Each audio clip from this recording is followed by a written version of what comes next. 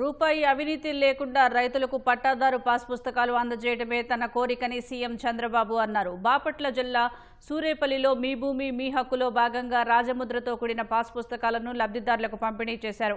Pass పుస్తకాలను ఎవరూ tamper చేయకుండా కరెన్సీ నోట్లకు వినియోగించే సాంకేతికతను వాటిలో వాడినట్లు తెలిపారు. తల్లి చెల్లిని కోర్టుకు లాగిన వ్యక్తిని ఆదర్శంగా తీసుకోకుండా భూ వివాదాలను కుటుంబ సభ్యులు పరిష్కరించుకోవాలని సూచించారు. ఎట్టి పరిస్థితుల్లో శాశ్వతంగా భూ సమస్యలు పరిష్కారం చేసి మీకు భూ హక్కు ఇచ్చే బాధ్యత నేను తీసుకోవాలని చెప్పి ఒక నిర్ణయం చేశాను.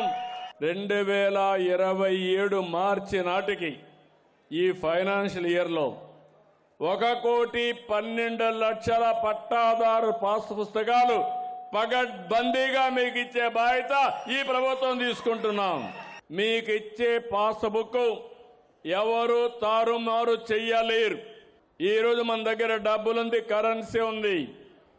ఆ కరెన్సీకి ఏ టెక్నాలజీ వాడతామో అదే టెక్నాలజీ మీ పాస్బుక్ వాడాం. 3 సార్లు ఎలాంటి రాజీ లేకుండా పట్టాదారు ఎవరైతే ఉన్నాడో ఆయనకు చెప్పి ఈకేవైసీ తీసుకొని ఇస్తున్నా. నా ఉద్దేశం ఒకటే, ₹1 కూడా అవినీతి ఇవ్వకుండా ప్రతి ఒక్కరికి శాశ్వతంగా పట్టాదారు పాస్ పుస్తకం ఇవ్వాలనేది నా అభిమతం. ఇక్కడ కూడా ఎవ్వరు కూడా మీ రికార్డు ట్యాంపర్ చేయకుండా బ్లాక్ చైన్ టెక్నాలజీ తీసుకొచ్చాం. కంప్యూటర్లో కూడా ఎవ్వరు ట్యాంపర్ చేయలేరు. అలాంటి టెక్నాలజీ తీసుకొచ్చి దాని వెనకానది పెట్టాం. ఎప్పుడైనా మీరు బయట ఉండి మీ భూమి ఎవడైనా కొట్టేస్తారనుకుంటే అలాంటివన్నీ డిజిటల్లో లాక్ చేసుకోవడానికి ఫెసిలిటీ ఇచ్చాం.